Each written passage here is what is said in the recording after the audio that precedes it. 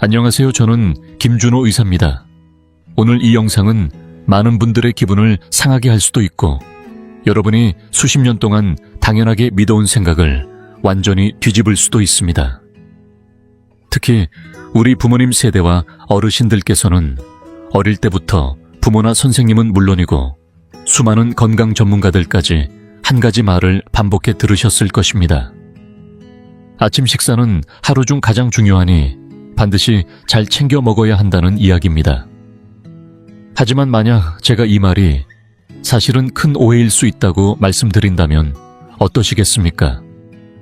만약 여러분이 매일 아침 꾸준히 먹어온 그 풍성한 식사가 오히려 지금의 혈당 불균형을 만들고 뱃살이 아무리 노력해도 빠지지 않게 만들며 심지어 간이 수십 년 동안 단 한 번도 제대로 쉬지 못하게 한 원인이라고 한다면 믿으시겠습니까? 솔직히 이 이야기는 다소 충격적으로 들릴 수 있습니다. 그러나 인체의 생리작용은 결코 거짓말을 하지 않습니다. 오늘 우리는 매우 중요한 주제를 함께 살펴보려 합니다. 왜 아침을 먹지 않거나 첫 식사를 늦추는 것이 평생 동안 실천할 수 있는 가장 비용이 적고 효과가 뛰어난 건강관리 방법이 될 수 있는지에 대해 이야기할 것입니다. 이 영상을 끝까지 시청해 주시기 바랍니다. 제가 가장 과학적이면서도 누구나 이해할 수 있는 쉬운 설명으로 우리 몸이 스스로 회복하는 비밀을 풀어드리겠습니다. 이 내용을 끝까지 보신다면 여러분도 저처럼 자신의 건강을 다시 주도적으로 관리할 수 있게 될 것입니다. 먼저 우리가 반드시 이해해야 할 한 가지 개념이 있습니다. 우리가 밤에 잠을 자는 동안 과연 우리 몸에서는 어떤 일이 일어나고 있을까요? 많은 분들이 잠을 자면 몸이 쉬고 모든 기능이 멈춘다고 생각하십니다. 하지만 실제로는 정반대입니다. 여러분이 눈을 감고 깊은 잠에 들어가는 순간 몸속에서는 특히 간을 중심으로 본격적인 야간 활동이 시작됩니다. 이 시간은 매우 분주하면서도 동시에 몸을 회복시키는 데 있어 핵심적인 과정이 진행되는 중요한 시기입니다. 일반적으로 밤에 잠을 자는 시간과 그 전후의 공복 시간을 합치면 대략 10시간에서 12시간 정도는 아무것도 먹지 않는 상태가 됩니다. 의학적으로 이 시간을 자연적인 공복 상태라고 부릅니다. 이 시간 동안 우리의 몸은 생각보다 훨씬 똑똑하게 움직입니다. 당신이 음식을 섭취하지 않았다는 사실을 정확히 인지하고 심장의 박동과 호흡, 그리고 뇌의 기본적인 기능을 유지하기 위해 간은 저장해 두었던 글리코겐을 천천히 분해하여 포도당으로 바꾸고 그것을 몸에 안정적으로 공급합니다. 하지만 여기서 더 중요한 이야기가 있습니다. 진짜 핵심은 따로 있습니다. 우리의 몸이 이 공복 상태로 일정 시간 이상 유지되면 보통 마지막 식사 이후 약 12시간 정도가 지나면서 특별한 시스템이 작동하기 시작합니다. 그것이 바로 자가포식이라는 메커니즘입니다. 이름은 조금 어렵게 들릴 수 있지만 개념은 매우 단순합니다. 이것을 몸속에 있는 청소팀이라고 생각하시면 이해가 쉽습니다. 이 청소팀은 공복 상태에서 활성화되어 세포 내부에 쌓여있던 낡고 손상된 부분, 심지어 변형 가능성이 있는 불필요한 요소들까지 모두 수거합니다. 그리고 그것들을 재활용하여 새로운 건강한 세포 구성으로 다시 만들어냅니다. 이 과정은 단순한 정리가 아니라 우리 몸이 가진 가장 강력한 회복 시스템이자 노화를 늦추는 핵심 기전입니다. 동시에 이 12시간은 지방 연소가 가장 활발하게 일어나는 시기이기도 합니다. 외부에서 들어오는 에너지가 없기 때문에 몸은 생존을 위해 반드시 내부에 저장된 에너지를 사용해야 합니다. 그 대상이 바로 우리가 가장 없애고 싶어하는 복부와 허벅지에 쌓여있는 지방입니다. 그런데 만약 아침 6시나 7시쯤 눈을 뜨자마자 빵 한 조각을 급하게 먹거나 달콤한 두유 한 잔을 마시거나 혹은 죽 한 그릇을 들이킨다면 과연 몸에서는 어떤 일이 벌어질까요? 단 한 입만 들어가도 혈당은 즉각 반응하고 인슐린이 분비됩니다. 바로 그 순간 우리 몸은 외부에서 새로운 에너지가 들어왔다는 신호를 받게 됩니다. 그러면 그동안 묵묵히 일하고 있던 세포 청소 시스템은 즉시 작동을 멈추고 자가 회복 과정은 순식간에 중단됩니다. 동시에 지방을 태우던 시스템도 바로 꺼지게 되고 몸은 방향을 바꿔 지방을 저장하기 시작합니다. 솔직히 말해서 이것은 정말 아까운 일입니다. 원래 당신의 몸은 깊은 해독과 회복을 시작하려던 상태였는데 단 한 번의 아침 식사로 그 모든 과정이 끊겨버린 것입니다. 이것은 마치 집을 고치기 위해 최고의 기술자를 불러놓고 겨우 몇 분 일하게 한 뒤 갑자기 내쫓아 버리는 것과 같습니다. 그렇게 되면 그 집은 절대 제대로 고쳐질 수 없습니다. 이제 여기서 많은 대사 전문의들이 가장 고민하는 핵심 문제로 넘어가 보겠습니다. 우리 몸은 매우 정교한 생체 리듬을 가지고 있습니다. 특히 아침에 눈을 뜨는 순간 정상적인 사람의 인슐린 수치는 하루 주기 중 가장 낮은 상태에 있습니다. 이 시간은 지방을 태우도록 허락된 일종의 녹색 신호가 켜진 순간입니다. 동시에 성장 호르몬 수치도 비교적 높아져 있어 몸이 회복과 연소를 동시에 진행하기에 매우 유리한 시점입니다. 하지만 현대인의 아침 식습관은 바로 이 가장 중요한 시간에 강한 방해를 주고 있습니다. 아침 식사를 하게 되면 특히 소화가 빠른 음식일수록 혈당이 빠르게 상승하고 이를 낮추기 위해 인슐린이 대량으로 분비됩니다. 이 호르몬은 단순히 혈당을 낮추는 역할만 하는 것이 아니라 지방을 저장하는 기능까지 가지고 있습니다. 혈액 속에 인슐린 농도가 높게 유지되는 동안에는 지방 연소는 절대 일어나지 않습니다. 마치 자물쇠처럼 지방세포를 꽉 잠가 분해를 막고 남는 에너지를 계속해서 지방으로 축적하게 만듭니다. 그리고 많은 분들이 한 번쯤 이런 경험을 하셨을 것입니다. 아침을 충분히 먹었는데도 불구하고 10시나 11시쯤 되면 다시 배가 고파지고 가슴이 두근거리거나 손이 떨리고 어지러움을 느끼며 간식을 찾게 되는 상황입니다. 하지만 이것은 진짜 배고픔이 아닙니다. 혈당이 급격히 오르고 다시 떨어지는 과정에서 나타나는 반응일 뿐입니다. 아침에 섭취한 음식이 인슐린을 과도하게 자극하고 그 인슐린이 혈당을 지나치게 낮추면서 일종의 반동 저혈당 상태를 만들어냅니다. 그러면 뇌는 즉시 에너지가 부족하다는 신호를 보내고 다시 음식을 요구하게 됩니다. 그렇게 점심을 먹으면 또다시 혈당이 올라가고 인슐린이 분비됩니다. 이 과정이 반복되면서 악순환이 만들어집니다. 먹을수록 더 빨리 배고파지고 배고플수록 더 많이 먹게 되는 구조입니다. 그리고 이 모든 과정에서 인슐린 수치는 하루 종일 높게 유지됩니다.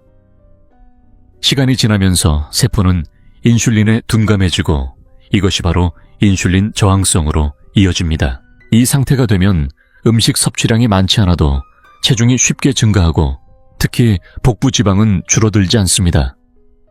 더 심각한 문제는 여기서 끝나지 않습니다. 이 상태를 계속 방치하게 되면 결국 당뇨병, 지방간, 그리고 만성염증으로 이어질 가능성이 매우 높아집니다. 여기까지 들으시고 많은 분들이 이렇게 말씀하실 수 있습니다. 김준호 의사님, 저는 아침을 아주 담백하게 먹습니다. 기름진 음식은 피하고 있습니다. 그렇다면 한번 실제 우리의 일상 아침 식탁을 살펴보겠습니다. 서울의 골목이나 전통시장을 걸어보면 가장 흔하게 보이는 아침 메뉴가 무엇입니까? 김밥에 계란을 넣은 간단한 식사 고기만두나 야채만두 혹은 죽에 장아찌를 곁들인 식사입니다. 조금 가볍게 먹는다고 하면 토스트에 잼을 바르고 팬케이크나 베이컨 계란을 곁들인 뒤 달콤한 밀크티나 두유를 마시는 경우가 많습니다. 건강을 신경 쓰는 분들은 오트밀이나 잡곡 또는 당이 들어간 요거트와 과일 주스를 선택하기도 합니다. 하지만 솔직히 말씀드리면 대사의학의 관점에서 보면 이 음식들은 거의 본질적으로 동일합니다. 모두 고탄수화물 식사라는 점에서 크게 다르지 않습니다. 먼저 담백해 보이는 흰죽이나 쌀죽을 생각해 보겠습니다. 오랜 시간 끓여진 쌀은 이미 매우 빠르게 흡수되는 형태로 바뀌어 있기 때문에 섭취 후 혈당이 상승하는 속도가 설탕보다 빠를 수도 있습니다. 그리고 시중에 판매되는 즉석 오트밀 역시 정제된 탄수화물로 구성된 경우가 많아 혈당을 빠르게 올리는 특징을 가지고 있습니다. 빵이나 토스트, 찐빵, 만두류 역시 대부분 정제 밀가루로 만들어져 몸속에 들어가면 곧바로 포도당으로 전환됩니다. 여기에 달콤한 팬케이크나 당이 첨가된 두유까지 더해지면 사실상 설탕을 마시는 것과 크게 다르지 않습니다. 이렇게 아침 공복 상태에서 이러한 음식들을 섭취하면 혈당은 순식간에 급격히 상승하게 됩니다. 몸은 이 갑작스러운 변화에 대응하기 위해 인슐린을 대량으로 분비할 뿐만 아니라 동시에 산화 스트레스와 염증 반응까지 유발하게 됩니다. 이것은 마치 평온하던 강에 갑자기 거대한 홍수가 밀려드는 것과 같습니다. 이 홍수를 막기 위해 몸은 모든 자원을 동원하게 되고 가는 원래 해야 할 해독 작업을 중단한 채 과도한 당을 처리하는 데 집중하게 됩니다. 그 결과 이 당들은 중성지방 형태로 전환되어 가네 쌓이거나 복부 내장 주변에 축적됩니다. 그리고 이러한 고탄수화물 아침 식사는 또 하나의 즉각적인 결과를 만들어냅니다. 바로 극심한 졸림과 집중력 저하입니다. 많은 분들이 아침 식사를 하고 나서 사무실에 앉거나 집에서 쉬다가 얼마 지나지 않아 졸음이 몰려오고 머리가 맑지 않다고 느끼셨을 것입니다. 이것은 혈당이 급격히 오르내리면서 발생하는 이른바 뇌안개 현상입니다. 우리는 아침을 먹으면 에너지가 생긴다고 생각하지만 실제로는 오히려 정신과 집중력을 빼앗기고 있는 것입니다. 이쯤에서 분명히 이런 질문이 떠오르실 겁니다. 김준호 의사님, 그렇다면 탄수화물만 피하면 되는 것 아닙니까? 저는 빵이나 밥은 안 먹고 계란 2개에 베이컨 몇 조각 정도로 단백질과 지방만 먹겠습니다. 이렇게 하면 괜찮은 것 아닌가요? 아주 좋은 질문입니다. 실제로 튀김이나 밀가루 위주의 아침 식사에 비하면 계란 위주의 식사는 훨씬 나은 선택입니다. 단백질은 탄수화물처럼 혈당을 급격히 올리지 않기 때문입니다. 하지만 여기서 멈추면 아직 절반만 이해하신 것입니다. 단백질은 혈당을 크게 올리지 않을 뿐 여전히 인슐린 분비를 자극합니다. 의학적으로 이를 식후 인슐린 반응이라고 부릅니다.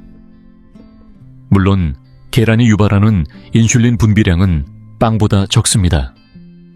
그러나 중요한 것은 양이 아니라 존재 여부입니다. 어떤 형태든 음식이 들어가고 열량이 공급되는 순간 인슐린은 상승하고 그와 동시에 지방 연소는 차단되며 자가 회복 과정 역시 멈추게 됩니다. 더 문제가 되는 경우는 대부분의 사람들이 음식을 섞어 먹는다는 점입니다. 예를 들어 햄버거에 고기와 빵을 함께 먹거나 베이컨과 계란이 들어간 전을 먹거나 혹은 고기, 국수 같은 식사를 하는 경우입니다. 여기에는 반드시 알아야 할 중요한 생리 현상이 있습니다. 탄수화물과 단백질이 함께 들어올 때 인슐린 반응은 단순히 더해지는 것이 아닙니다. 마치 하나 더하기 하나가 둘이 아니라 셋 이상이 되는 것처럼 훨씬 더 강한 반응을 만들어냅니다. 즉, 이 조합은 단독으로 탄수화물만 먹거나 단백질만 먹을 때보다 훨씬 더 높은 인슐린 상승을 유발합니다. 그래서 흔히 균형 잡힌 아침 식사라고 알려진 구성, 예를 들어 토스트 한 장에 계란 하나, 그리고 우유 한 잔 같은 조합은 호르몬 관점에서는 오히려 대사 시스템에 부담을 주는 방식이 될 수 있습니다. 이런 식사는 오전 내내 인슐린 수치를 높은 상태로 유지시키고 그 결과 몸은 단 한 번도 지방을 태울 기회를 얻지 못하게 됩니다. 단 단 한 그램의 지방조차 사용되지 못하는 상태가 지속되는 것입니다. 또 다른 예로 운동을 하는 분들 중에는 아침 공복에 단백질 보충제를 섭취하는 경우가 많습니다. 하지만 유청 단백질은 흡수 속도가 매우 빠르기 때문에 인슐린을 급격하게 상승시키는 특징이 있습니다. 그 상승폭은 설탕과 크게 다르지 않을 정도입니다. 따라서 체중 감량이나 대사 개선을 목표로 한다면 아침 공복에 단백질 보충제를 섭취하는 것은 결코 좋은 선택이 아닙니다.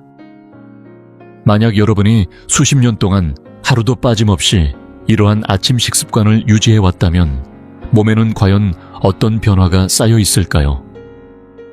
사실 어떤 증상들은 이미 겪고 계실지도 모릅니다.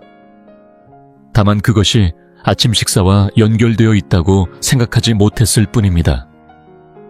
가장 먼저 나타나는 신호는 부종입니다. 아침에 일어났을 때 얼굴이 붓거나 오후가 되면 발목을 눌렀을 때 자국이 남는 경험을 해보신 적 있으신가요? 이것은 단순한 피로가 아니라 함유성 부종일 수 있습니다.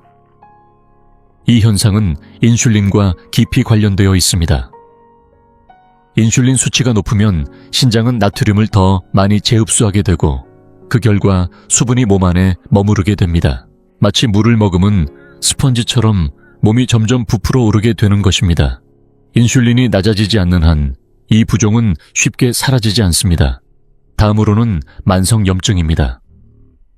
잦은 식사와 지속적으로 높은 인슐린 상태는 몸을 계속해서 낮은 수준의 염증 상태에 머물게 합니다.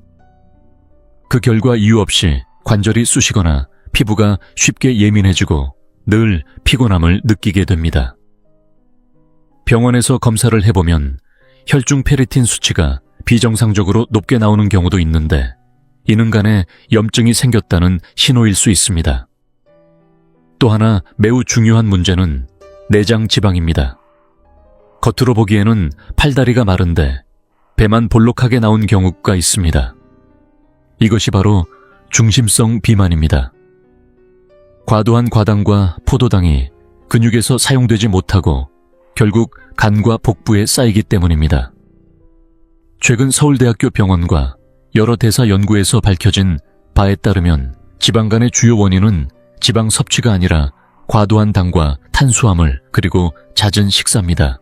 남성의 경우 장기간 높은 인슐린 상태는 디하이드로테스토스테론 수치를 증가시켜 탈모나 전립선 비대와 같은 문제를 유발할 수 있습니다. 여성의 경우에는 특히 젊은 연령대에서 다낭성 난소 증후군으로 이어질 가능성도 있습니다.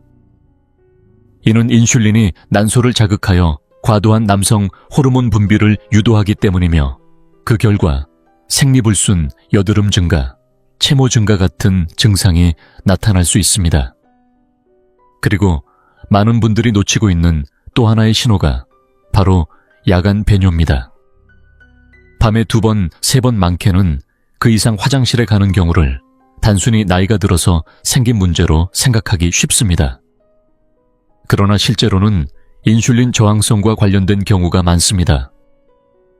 세포가 인슐린에 제대로 반응하지 못하면 몸은 남은 당과 수분을 배출하기 위해 소변을 더 많이 생성하게 됩니다.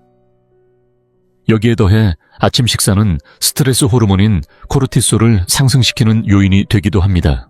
공복 상태에서 음식을 섭취하면 몸은 이를 대사 스트레스로 인식하고 코르티솔을 분비합니다. 이 수치가 높아지면 불안감과 수면 장애가 쉽게 나타나고 몸은 생존 모드로 전환됩니다. 이 상태에서는 에너지를 소비하기보다 저장하는 쪽으로 기울게 되며 결국 지방 축적이 더욱 가속화됩니다. 이렇게 많은 이론을 말씀드렸지만 이번에는 제 개인적인 이야기를 솔직하게 나누어 보겠습니다. 사실 몇 년 전만 해도 저는 아침을 반드시 든든하게 먹어야 한다고 굳게 믿던 사람이었습니다. 그 시기에는 제 체중이 한때 99kg까지 올라갔습니다. 의사라는 직업을 가진 사람으로서는 참으로 아이러니한 일이었습니다. 머리로는 모든 건강 지식을 알고 있었지만 몸은 전혀 따라주지 않았습니다. 매일 아침 빵을 먹고 설탕을 넣은 커피를 마시는 생활을 반복했습니다. 그런데 이상한 일이 벌어졌습니다. 매일 오전 10시 30분쯤이 되면 머릿속이 흐릿해지기 시작했습니다. 마치 안개가 낀 것처럼 사고가 둔해졌고 이것이 바로 흔히 말하는 뇌안개였습니다. 진료를 하다가도 환자의 이름이 순간적으로 떠오르지 않는 일이 있었고 감정 기복도 심해졌습니다. 간호사의 작은 실수에도 괜히 짜증이 올라왔고 무엇보다 늘 피곤했습니다. 그 피로는 아무리 잠을 자도 회복되지 않는 종류였습니다. 그때 저는 본격적으로 대사의학을 깊이 공부하기 시작했고 간헐적 단식과 관련된 연구 이론들을 접하게 되었습니다. 결국 저는 제 몸을 대상으로 직접 실험을 해보기로 결심했습니다. 처음부터 극단적으로 아침을 끄는 것은 아니었습니다. 조금씩 식사 패턴을 조정해 나갔습니다. 그리고 마침내 아침 식사를 완전히 생략하고 하루 두 끼 점심과 저녁만 먹는 생활을 유지하게 되었을 때 놀라운 변화가 나타났습니다. 특별한 식단 제한도 무리한 운동도 없이 체중이 자연스럽게 줄어들기 시작했고 결국 84kg까지 내려갔습니다. 총 26파운드를 감량한 셈입니다. 오랫동안 저를 괴롭히던 복부 지방도 서서히 줄어들었습니다. 하지만 진짜 놀라운 변화는 체중이 아니었습니다. 바로 정신 상태였습니다. 아침을 먹지 않기 시작한 이후로 오전 시간 동안 머리가 믿을 수 없을 정도로 맑아졌고 집중력도 크게 향상되었습니다. 예전처럼 멍해지는 느낌은 완전히 사라졌고 감정도 훨씬 안정되었습니다. 심지어 정고가 되어도 극심한 허기를 느끼지 않았습니다. 그저 자연스럽게 식사를 해도 되는 시점이라는 느낌만 들었습니다. 이것은 결코 자신을 괴롭히는 행동이 아니었습니다. 오히려 몸에게 휴식을 주는 방식이었습니다. 저는 제 간이 비로소 숨을 돌리고 있다는 것을 분명히 느낄 수 있었습니다. 오랜 시간 쌓여있던 불필요한 것들을 정리할 시간을 처음으로 얻게 된 것입니다. 여기까지 들으시고 여러분도 한번 시도해보고 싶다는 생각이 드셨을 수 있습니다. 하지만 수십 년 동안 아침을 당연하게 먹어온 분들에게 갑자기 끊는 것은 결코 쉬운 일이 아닙니다. 배가 고프기도 하고 심리적으로 허전함을 느낄 수도 있습니다. 그러나 걱정하지 않으셔도 됩니다. 이것은 매우 정상적인 신체 반응이자 습관에서 오는 심리적인 반응일 뿐입니다. 우리는 처음부터 완벽하게 바꿀 필요가 없습니다. 단계적으로 접근하면 충분합니다. 첫 번째 단계는 음식의 종류를 바꾸는 것입니다. 지금까지 빵이나 토스트 튀긴 음식 위주의 아침을 드셨다면 내일부터는 삶은 계란 2개나 무가당 그릭 요거트처럼 탄수화물을 줄인 식사로 바꿔보시기 바랍니다.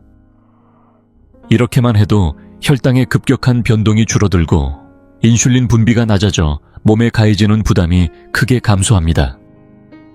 두 번째 단계는 식사 시간을 조금씩 늦추는 것입니다. 예를 들어 기존에 아침 7시에 식사를 했다면 다음 날은 9시까지 미루어 보는 것입니다. 이 과정에서 배고픔이 느껴질 수 있지만 그럴 때는 따뜻한 물을 충분히 마시거나 블랙커피나 무가당 녹차를 마셔보시기 바랍니다. 많은 경우 우리가 느끼는 배고픔은 실제로는 수분 부족에서 오는 신호일 수 있습니다. 세 번째 단계는 식사를 하나로 합치는 것입니다. 점차 아침 시간을 10시, 11시로 늦추다 보면 자연스럽게 점심과 하나로 이어지게 됩니다. 예를 들어 첫 식사를 전거나 오후 1시에 하는 방식입니다. 이렇게 되면 자연스럽게 하루 식사 시간이 제한되며 대사적으로 매우 유리한 상태를 만들 수 있습니다. 이 과정에서 가장 중요한 원칙은 진짜 배고플 때만 먹는 것입니다. 배에서 소리가 나고 약간의 불편감이 느껴지는 경우는 실제 배고픔이지만 단순히 입이 심심하거나 시간에 맞춰 먹고 싶은 경우는 습관일 가능성이 높습니다. 이럴 때는 물을 마시고 잠시 기다리면 대부분의 허기는 시간이 지나며 사라집니다. 다만 반드시 기억하셔야 할 점이 있습니다. 당뇨약을 복용 중이거나 심한 저혈당 경험이 있는 분들은 반드시 담당 의료진과 상담 후 식사 패턴을 조정해야 합니다. 건강을 위한 변화가 오히려 위험이 되어서는 안 되기 때문입니다. 사실 건강은 생각보다 복잡하지 않습니다. 비싼 보충제나 특별한 방법이 필요한 것이 아닙니다. 오히려 이 영양과잉의 시대에는 한 끼를 줄이고 간에게 휴식을 주며 인슐린 수치를 낮추는 것이 가장 근본적인 건강관리 방법일 수 있습니다.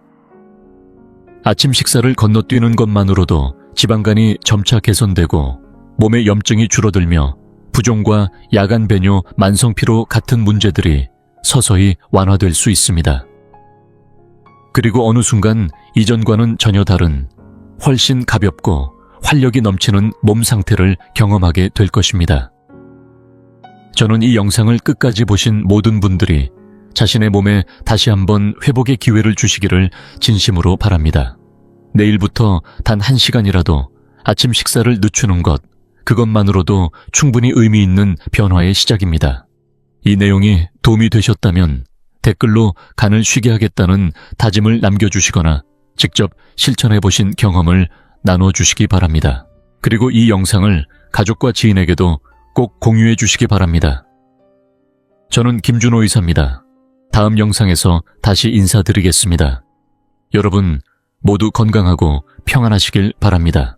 매년 60살이 넘은 사람들에게 수백만 건의 수술이 시행된다는 사실을 알고 계셨습니까?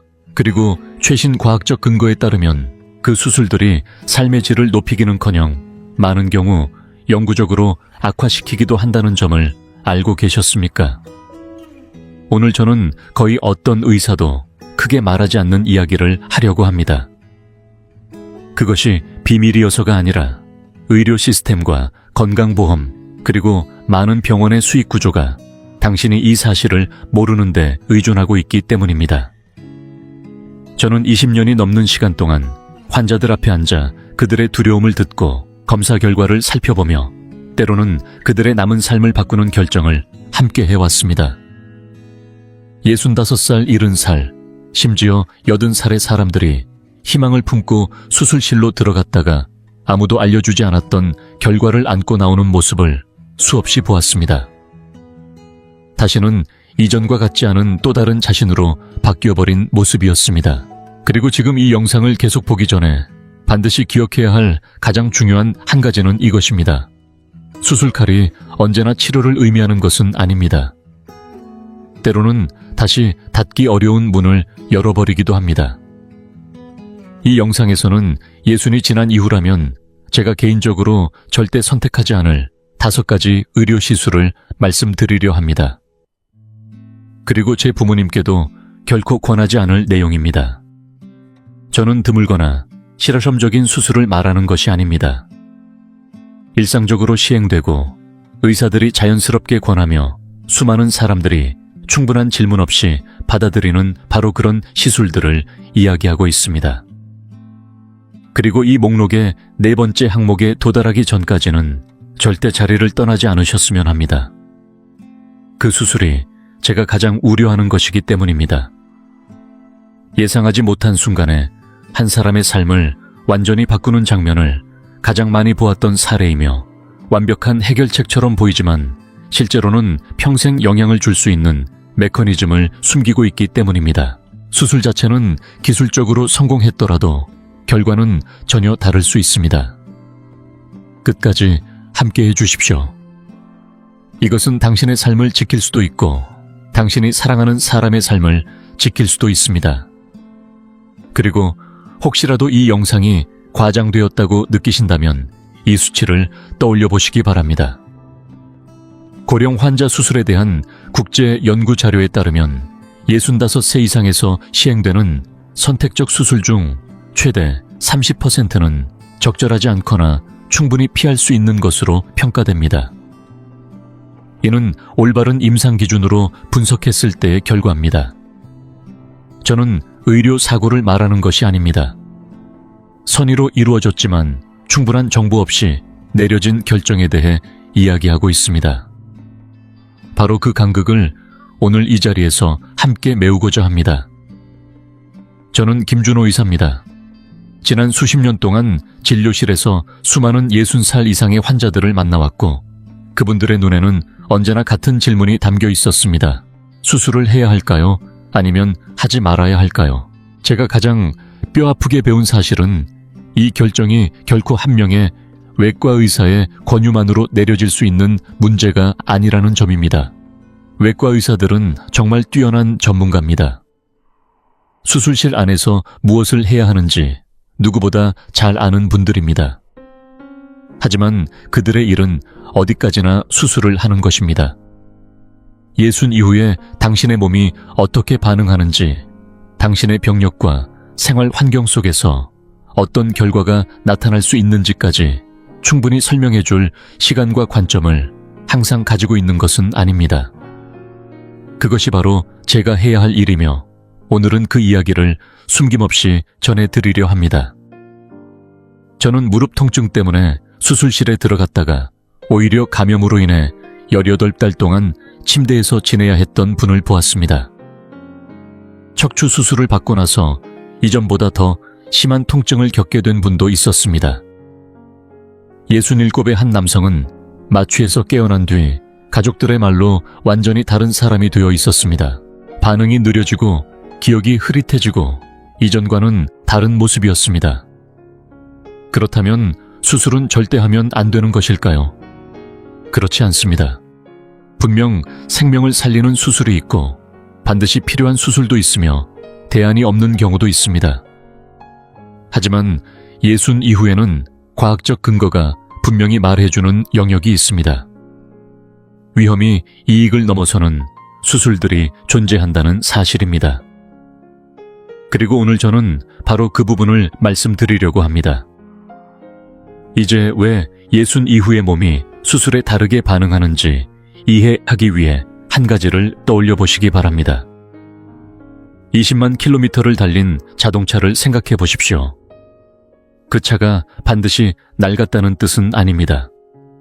관리가 잘 되어 있고 일상에서는 아무 문제 없이 잘 달릴 수도 있습니다. 하지만 엔진을 분해하고 핵심 부품을 교체하는 큰 정비를 하게 되면 이야기는 달라집니다. 5만 킬로미터를 달린 차량보다 회복은 훨씬 느리고 과정은 더 복잡하며 결과는 더 예측하기 어려워집니다. 예순의 몸이 바로 그런 상태입니다. 이것은 비하가 아니라 생물학입니다. 예순을 넘어서면 몸에는 여러 변화가 분명하게 나타납니다.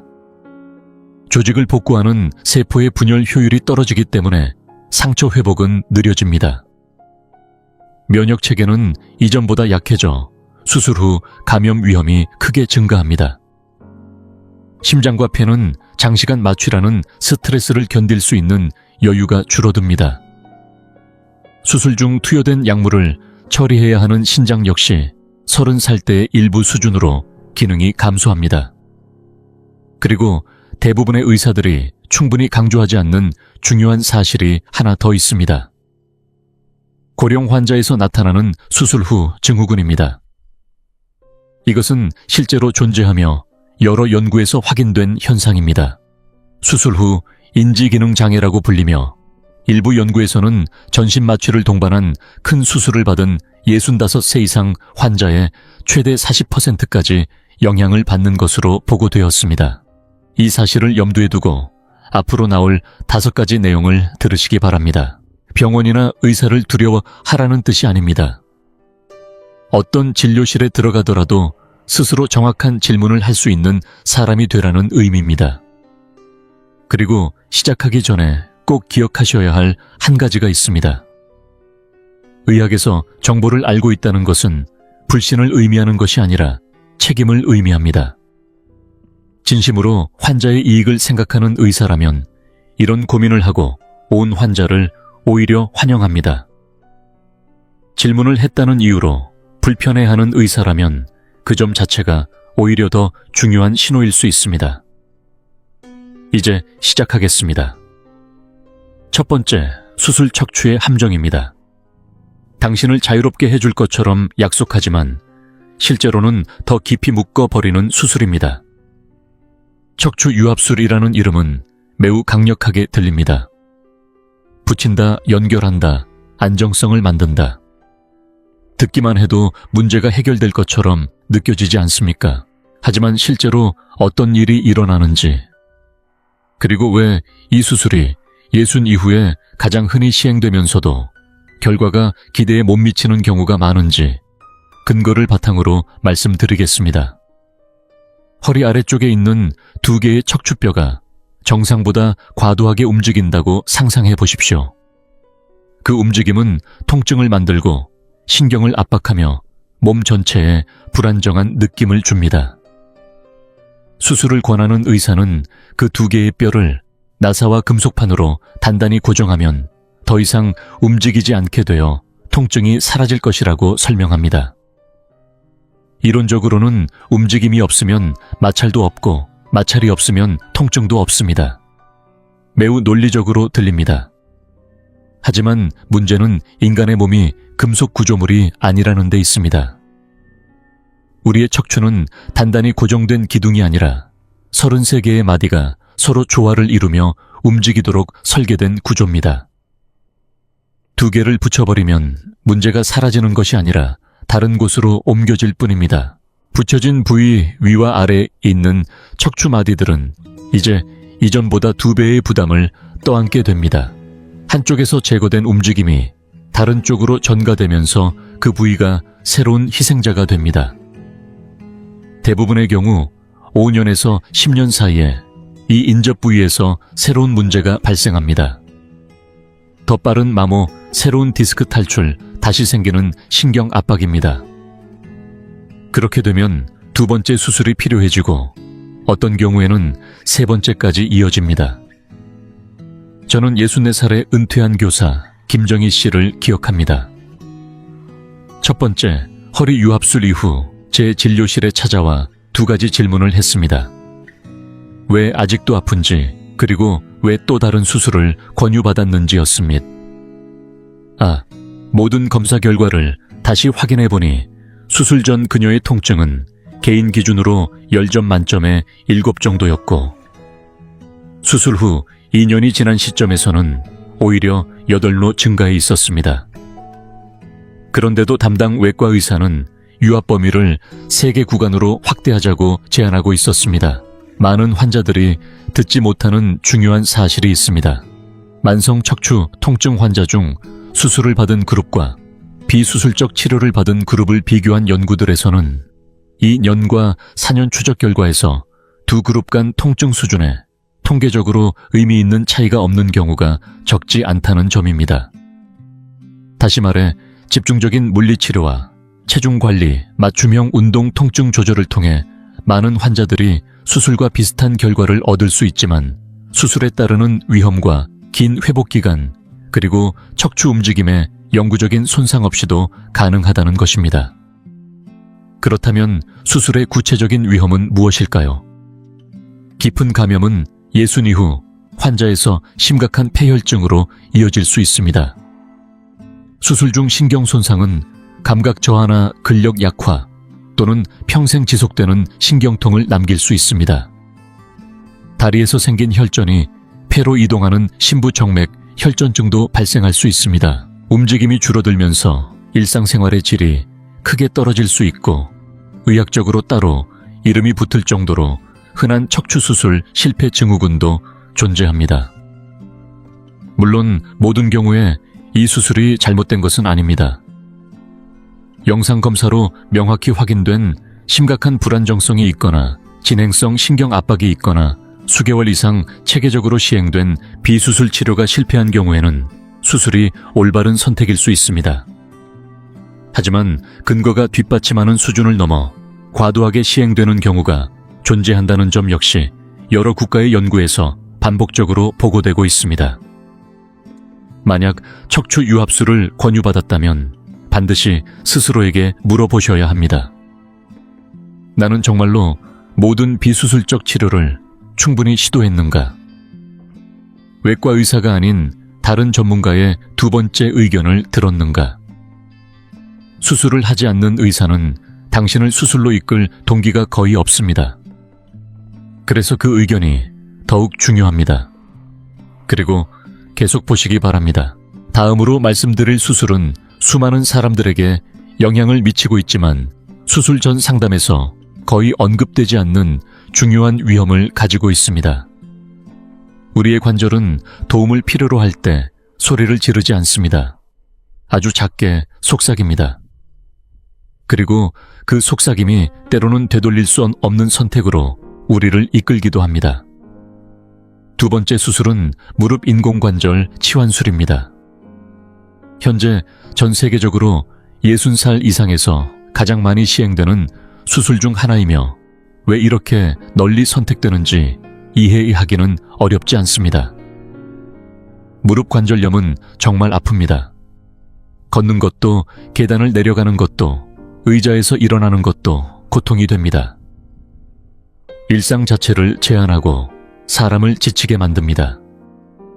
그리고 병원에서 촬영한 엑스레이를 보며 연골이 거의 사라졌다는 설명을 듣고 금속과 특수 재질로 만든 새로운 무릎이 20년 동안 버텨줄 것이라는 제안을 받으면 그 선택은 완벽해 보일 수 있습니다.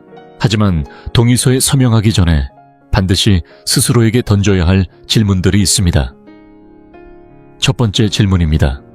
수술 후 통증이 완전히 사라질 가능성은 얼마나 될까요? 많은 분들이 놀라실 수 있습니다. 장기 추적 연구에 따르면 무릎 전치 환수를 받은 환자 중 약 20%는 수술 1년 후에도 의미 있는 만성 통증을 계속 경험한다고 보고됩니다.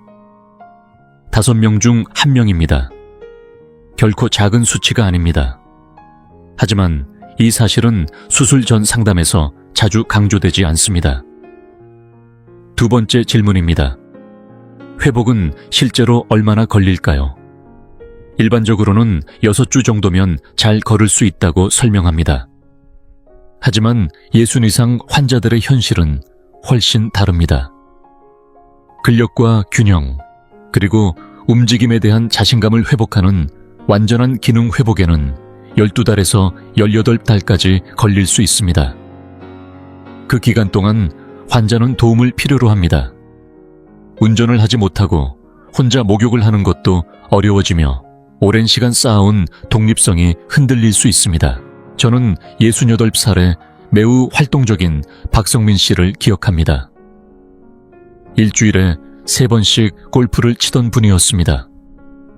3달 안에 다시 필드로 돌아갈 수 있다는 말을 듣고 오른쪽 무릎 수술을 받았지만 2년이 지난 시점에서도 아직 골프를 재개하지 못했습니다. 심각한 합병증 때문이 아니었습니다.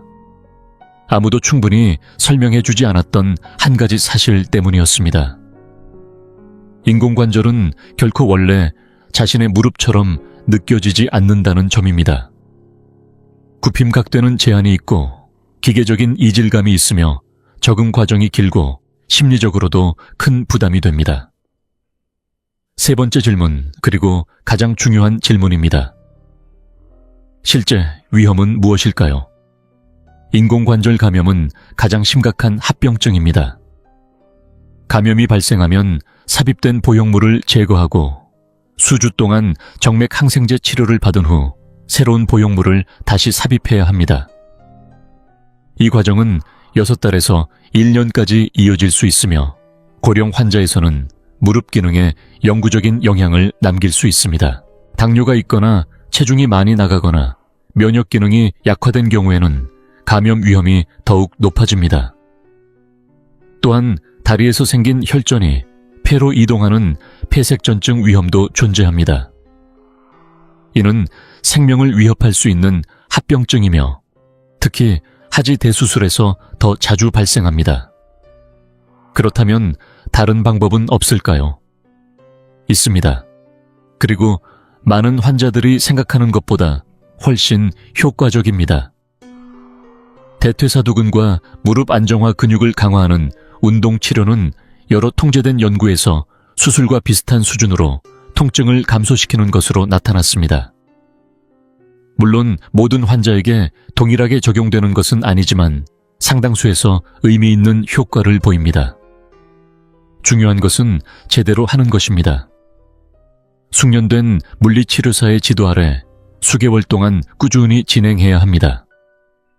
체중 감량 역시 매우 강력한 방법입니다.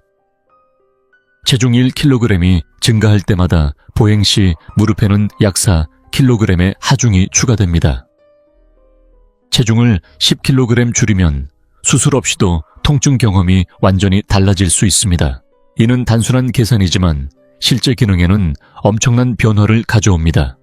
이 외에도 히알루론산 주사, 적절히 설계된 보조기, 체계적인 물리치료 국소, 소염제 사용 등 다양한 비수술적 선택지가 존재합니다.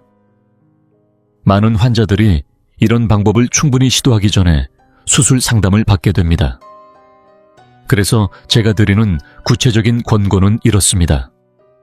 만약 인공관절 수술을 권유받았다면 먼저 재활의학과 전문의나 숙련된 물리치료사를 찾아가십시오. 그리고 최소 3개월에서 6개월 동안 집중적인 재활 프로그램을 해보고 싶다고 말씀하십시오. 여러 연구 결과에 따르면 이러한 접근은 많은 환자에게 수술과 유사한 결과를 제공하면서도 위험은 훨씬 낮고 관절 구조를 되돌릴 수 없게 바꾸지 않습니다. 그럼에도 불구하고 통증이 계속되고 일상생활이 심각하게 제한된다면 그때는 수술을 훨씬 더 근거 있게 고려할 수 있습니다.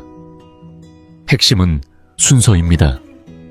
되돌릴 수 있는 선택을 먼저, 되돌릴 수 없는 선택은 그 다음입니다. 이 원칙은 예순 이후의 모든 중요한 의료 결정을 이끌어야 합니다. 그리고 잠시 멈추지 마십시오. 이제 세 번째 이야기는 심장과 관련되어 있습니다. 가족 중 60 이상이면서 심장질환 병력이 있는 분이 있다면 지금부터 드릴 내용은 반드시 알아두셔야 할 매우 중요한 정보입니다. 세 번째 수술은 개흉 심장 수술입니다. 관상동맥 우회술 많은 사람들이 떠올리는 그 거대한 심장 수술입니다. 가슴을 열고 심장을 일시적으로 멈추고 처의 순환 장치가 대신 혈액을 순환시키는 동안 수술이 몇 시간 동안 이어집니다. 이는 현대의학이 이룬 가장 놀라운 성취 중 하나입니다. 실제로 수많은 생명을 구해왔고 오랜 시간 동안 그 역할을 해왔습니다. 하지만 예순 이후에 우리가 던져야 할 질문은 이것이 가능한가가 아니라 정말로 필요한가입니다. 이 핵심적인 고민을 이해하기 위해 원리를 간단히 설명드리겠습니다.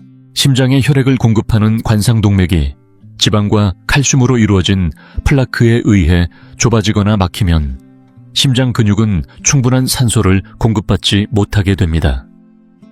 그 결과 협심증, 즉 가슴 통증이 발생하고 심한 경우 심근경색으로 이어집니다. 우회술은 몸의 다른 부위, 보통 다리나 가슴에서 혈관을 떼어내어 막힌 부분을 우회하는 새로운 길을 만들어 심장으로 신선한 혈액을 공급하는 방식입니다. 인간이 만든 가장 정교한 혈류 제설계라고 할 수 있습니다. 특히 다혈관이 심하게 막혀 있거나 특정한 관상동맥 질환 패턴을 가진 환자에서는 이 수술이 가장 적절한 선택이 되기도 합니다. 실제로 그 효과는 여러 연구를 통해 충분히 입증되어 있습니다. 하지만 많은 환자에게는 수술보다 훨씬 낮은 위험으로 유사한 결과를 얻을 수 있는 다른 방법도 존재합니다. 바로 스텐트 삽입을 동반한 혈관 확장 시술입니다. 이 방법은 손목이나 사타구니의 혈관을 통해 접근하며 가슴을 열지 않고 심장을 멈추지 않으며 처의 순환 장치도 필요하지 않습니다. 중재적 심장 전문의가 가느다란 관을 통해 막힌 부위까지 접근한 뒤 작은 풍선을 부풀려 혈관을 넓히고 금속으로 된 작은 지지 구조를 삽입해 혈관이 다시 좁아지지 않도록 유지합니다. 대부분의 환자는 다음날 퇴원이 가능합니다. 그렇다면 왜 처의 순환 장치가 예순 이후 환자에게 특별히 중요한 문제가 될까요? 이 장치는 수술 중 심장과 폐의 역할을 대신 수행하며 그 기능 자체는 매우 정교하고 효과적입니다. 그러나 서울대학교 병원과 국제학술지에 발표된 연구들을 포함해 여러 권위 있는 연구에서는 오랜 기간 외과 의사들이 알고 있었지만 환자에게 충분히 강조되지 않았던 한 가지 현상을 반복적으로 보고하고 있습니다. 바로 수술 후 인지기능 저하입니다. 처에 순환을 동반한 우회수를 받은 예순 이상, 환자의 약 30%에서 40% 사이에서 수술 이후 몇 개월 동안 기억력 정보 처리, 속도 집중력에 변화가 나타나는 것으로 확인됩니다. 대부분은 6개월에서 12달 사이에 회복되지만 특히 70 이상의 환자에서는 이러한 변화가 수년간 지속되거나 영구적으로 남는 경우도 적지 않습니다. 가족들은 흔히 이렇게 표현합니다. 수술실에 들어갔던 그 사람이 아니다. 이 현상은 수술 후 인지기능 장애라는 이름으로 정의되어 있으며 그 원인으로는 처의 순환 과정에서 발생하는 미세한 색전이 뇌의 특정 부위에 축적되어 눈에 보이는 뇌경색 없이도 기능적인 손상을 일으키는 것으로 추정됩니다. 그렇다고 해서 우회술이 필요 없다는 의미는 아닙니다. 좌주간지 관상동맥이 심하게 막혀 있거나 여러 혈관이 동시에 복잡하게 병변을 가진 경우에는 스텐트보다 수술이 더 우수한 결과를 보이는 경우가 분명히 존재합니다. 이런 상황에서는 수술이 가장 올바른 선택입니다. 하지만 만약 외과 의사가 우회수를 권하면서 동시에 스텐트로 치료할 수 있는 가능성이 있다면 반드시 질문하셔야 합니다. 왜 우회술이어야 하는지, 나의 관상동맥 구조는 정확히 어떤 상태인지, 그리고 중재적 심장 전문의와 심장외과 의사가 함께 참여한 다학제 평가를 받았는지 말입니다. 이러한 협진 체계는 환자에게 가장 적합한 치료를 결정하기 위해 여러 전문가가 함께 논의하는 과정입니다. 국내 주요 대학병원에서는 이러한 방식이 점점 표준이 되고 있지만 일부 환경에서는 환자가 외과 의사 한 명의 의견만 듣고 결정을 내리는 경우도 있습니다. 만약 그런 상황이라면 결정을 내리기 전에 반드시 공동평가를 요청하십시오. 이것이 세 번째 수술에 대한 이야기였습니다. 그리고 여기까지의 내용이 이미 충분히 충격적이었다고 느끼셨다면 다음으로 말씀드릴 네 번째 항목은 더 많은 사람들이 위험하다고 생각하지 않는 오히려 건강을 위한 선물처럼 받아들이는 선택입니다. 그래서 더욱 조심해야 하는 것입니다. 네 번째 수술은 비만대사 수술입니다. 위소매 절제술과 위우회술 체중을 줄이기 위한 수술입니다. 많은 사람들이 예순 이후의 비만 수술을 일종의 선물처럼 생각합니다. 심한 비만이 있다면 이 수술이 인생의 두 번째 기회를 준다고 믿습니다. 체중이 30에서 40kg 줄어들고 당뇨가 개선되며 혈압이 낮아지고 무릎 부담도 줄어듭니다. 모든 문제가 한 번에 해결되는 것처럼 보입니다. 하지만 실제는 훨씬 더 복잡합니다. 그리고 여러 연구 자료를 차분히 읽어보면 과장된 기대와는 전혀 다른 현실이 드러납니다. 먼저 수술 직후의 위험부터 보겠습니다. 60 이상의 환자에서 모든 큰 수술의 30일 내 사망률은 젊은 환자보다 분명히 높습니다. 이것은 생리학적인 사실입니다. 특히 비만 수술에서는 전체 수치만 보면 낮아 보일 수 있지만 60 이상이면서 심한 비만과 여러 만성 질환을 동시에 가진 환자에서는 상황이 달라집니다.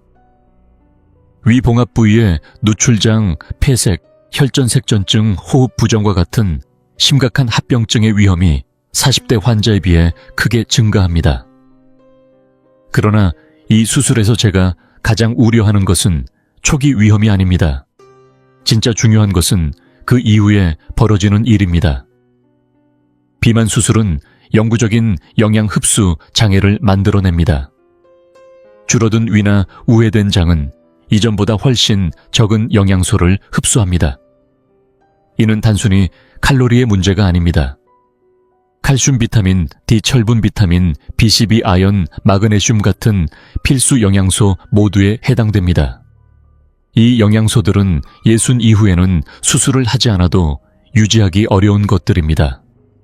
그런데 수술을 하면 그 관리가 평생 지속되는 큰 과제가 됩니다. 칼슘과 비타민 D가 부족해지면 골다공증과 골절로 이어집니다. 그리고 이것은 결코 가벼운 문제가 아닙니다. 고령자의 고관절 골절은 독립성을 잃는 주요 원인이며 중기 사망률과도 깊이 연관되어 있습니다.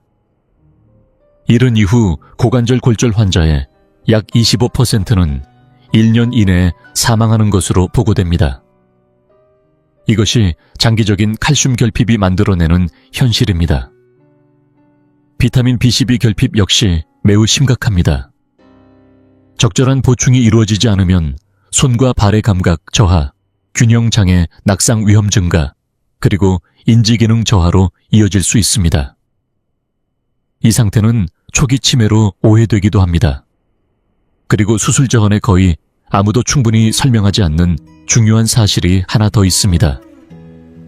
비만 수술 후 10년 시점에서 체중이 다시 증가하는 비율이 매우 높다는 점입니다.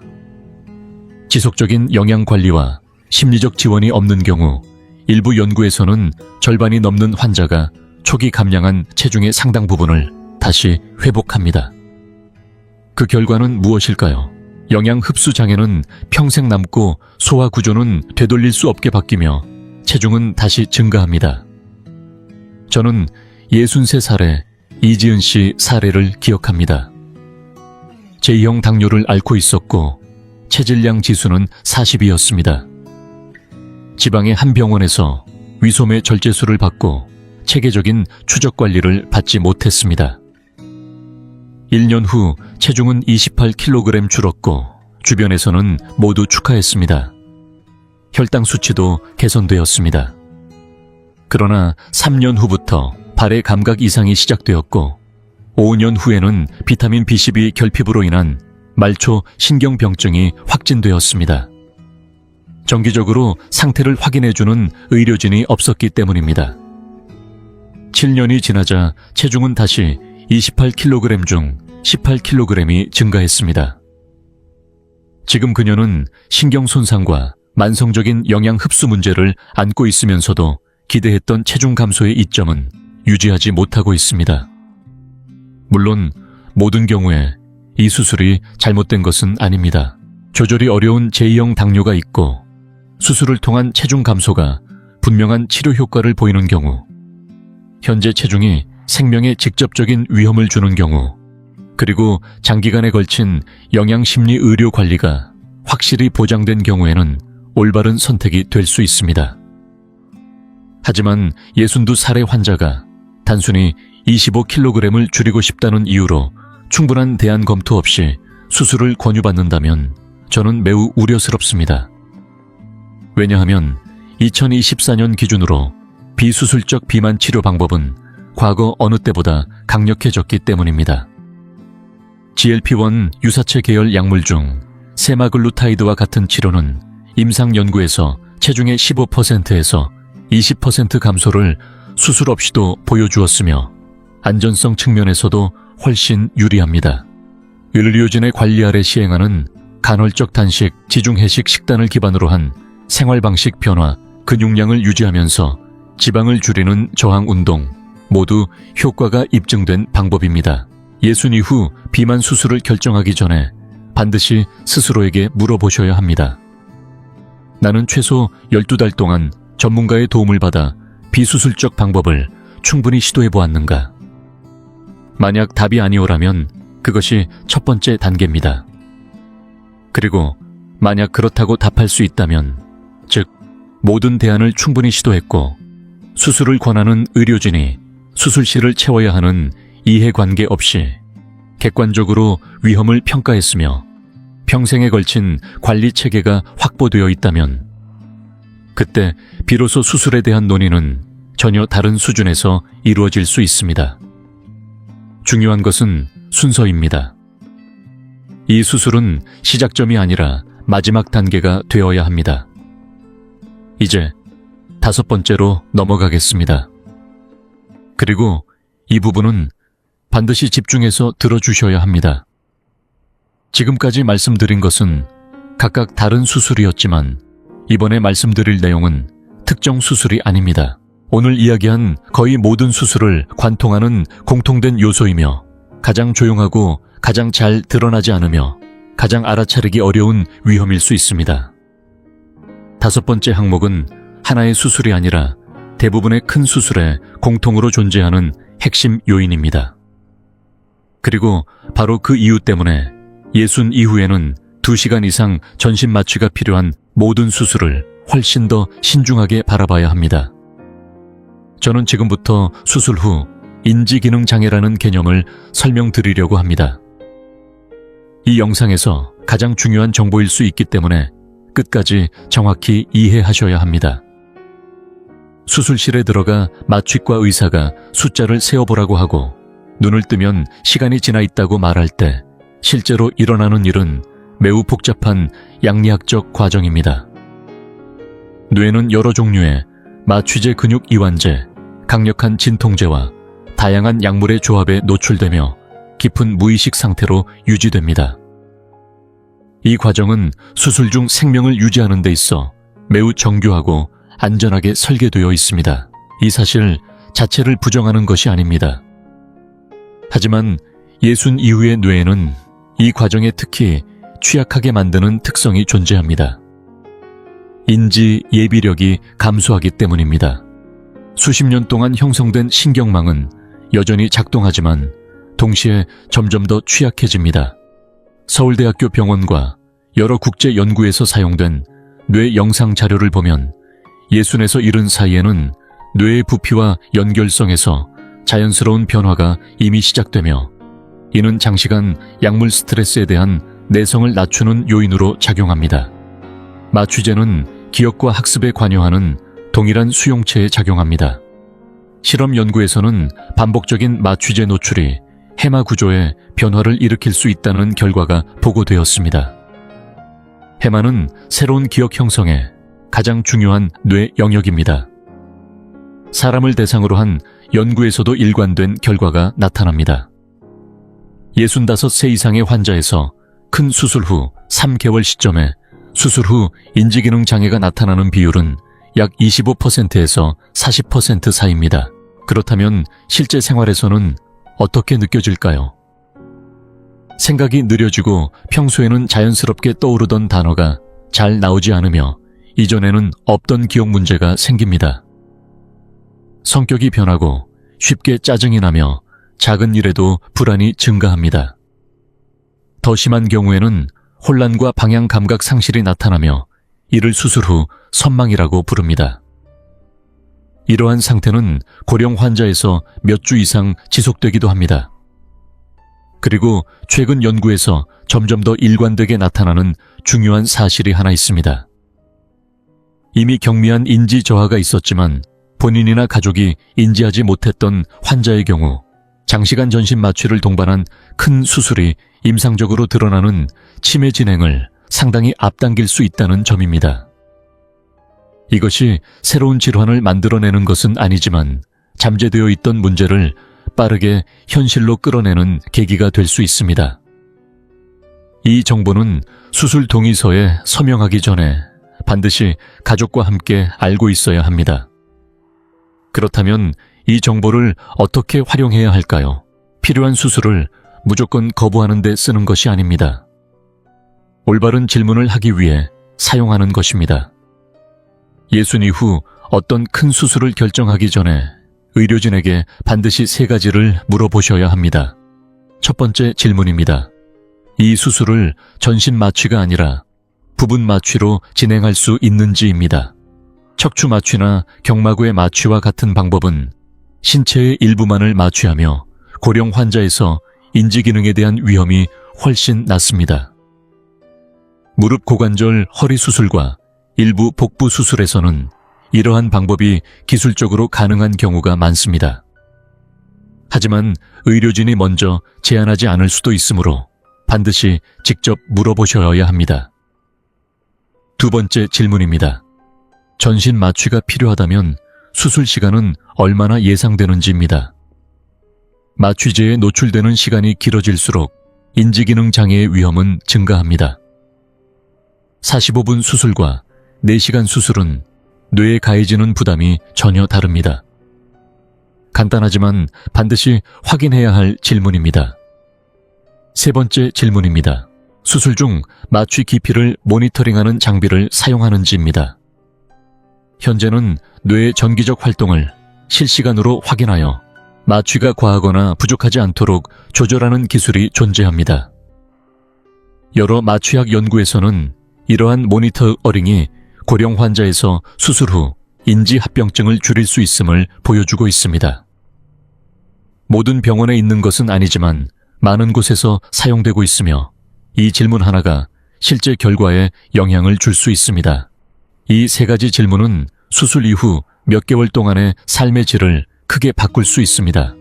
모두 정당한 질문이며 어떤 전문적인 의료진이라도 충분히 답할 수 있어야 합니다. 만약 이러한 질문에 불편한 반응을 보인다면 그것 자체가 이후 치료 과정이 어떻게 진행될지를 보여주는 중요한 신호일 수 있습니다. 진정으로 환자를 중심에 두는 의료진은 준비된 환자를 항상 환영합니다. 언제나 그렇습니다. 이 영상이 당신에게 한 번이라도 생각할 계기를 주었다면 지금 바로 한 가지를 부탁드리겠습니다. 주변에 60이 넘었거나 수술을 고민하고 있는 분이 있다면 이 영상을 꼭 전달해 주십시오. 또는 부모님이나 가족 중에 비슷한 상황에 놓인 분이 있다면 함께 보실 수 있도록 공유해 주십시오. 충분한 정보를 바탕으로 나누는 대화 하나가 한 사람의 삶을 더 나은 방향으로 바꿀 수도 있고 반대로 평생을 어렵게 만드는 선택을 막아줄 수도 있습니다. 이 영상을 나누는 행동은 단순한 공유가 아니라 누군가를 지키는 배려입니다. 그리고 댓글로도 이야기를 들려주십시오. 주변에 이런 수술을 경험한 분이 계신지, 그 과정은 어땠는지, 미리 알지 못했던 점은 무엇이었는지 궁금합니다. 이 채널의 댓글은 서로의 경험을 통해 배우는 매우 소중한 공간입니다. 저는 여러분이 남겨주시는 모든 이야기를 하나하나 읽고 있습니다. 다음 영상에서 다시 뵙겠습니다.